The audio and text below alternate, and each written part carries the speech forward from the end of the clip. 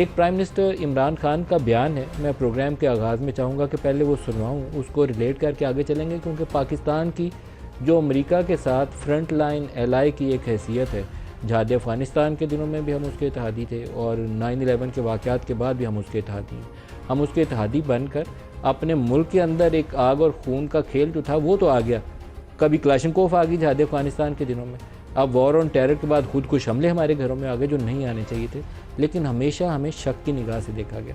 پہلے prime minister کا بیان سن لیں، پھر یہ مسنگ پرسن کی طرف آتے ہیں، دکھائے گا۔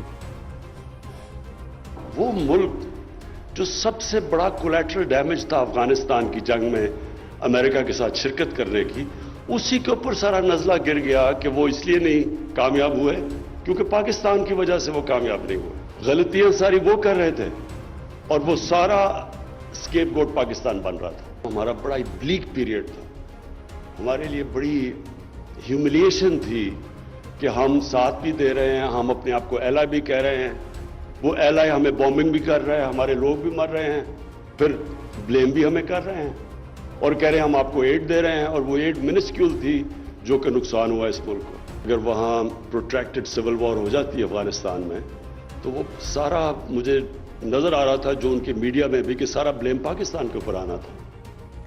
یہ پرائم منسٹر کے بیان کو اگر وہ مسنگ پرسنز کا وہ کیس جو اسلام آباد ہائی کورٹ کے سامنے مدثر نارو کا اس کے ساتھ ریلیٹ کر لیں تو اسلام آباد ہائی کورٹ نے کہا کہ جبری گمشدگی کرپشن کی بدترین شکل ہے، کوئی کرپشن کے خلاف ہے تو اس سلسلے کو بند کرائے۔ لاپتہ صحافی کے اہل خانہ سے ملاقات میں روئے داد سن کر وزیر اعظم عمران خان سمیت ہم سخت شرمندہ ہیں، یہ اٹارنی جنرل نے کہا۔ یہاں تمام ادارے اگر کہتے ہیں ہمیں کچھ پتہ نہیں بندہ کہاں ہے، ماورائے عدالت آپ کسی دہشت گرد کو بھی نہیں مار سکتے، ریٹائرڈ ہونے کے بعد سارے کتابیں لکھ کر دیانتدار بن جاتے ہیں۔ یہ بڑی امپورٹنٹ آبزرویشن ہے، اس کے پیچھے جانا چاہیے کہ ان دی لائن آف فائر یا ان دی لائن آف ڈیوٹی جو بھی جنرل صاحب کی کتاب تھی، کس نے کہا تھا کہ امریکہ کو ہم نے بندے پکڑ کے پکڑائیں۔ ریٹائرڈ ہونے کے بعد سب صوفی بن جاتے ہیں، یہ عدالت کہہ رہی ہے۔ لوگوں کا لاپتہ ہو جانا پاکستان پر دھبا ہے۔ ریاست کہیں موجود ہوتی تو متاثرہ فیملی عدالت کیوں آتی؟ کیوں نہ آرٹیکل 6 لگا کر تمام متعلقہ چیف ایگزیکٹو کا ٹرائل شروع کر دیں، یہ عدالت کہہ رہی ہے۔ ایک ہال آف شیم بناتے ہیں جس میں سب چیف ایگزیکٹو کی تصاویر ہوں گی، صرف چیف ایگزیکٹو کیوں، باقی ذمہ داروں کی بھی ہونی چاہیے، اٹارنی جنرل نے کہا۔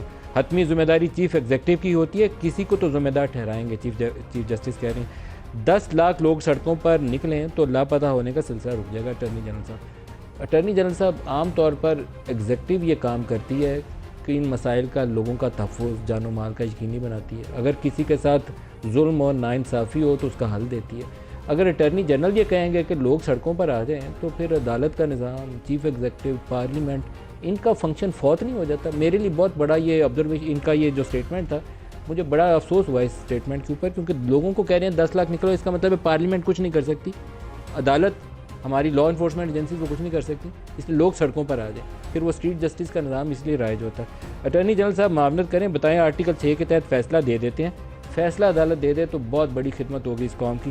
مجھے کچھ وقت دیں، معاونت کر کے اپنے خیالات عدالت کو بتاؤں گا۔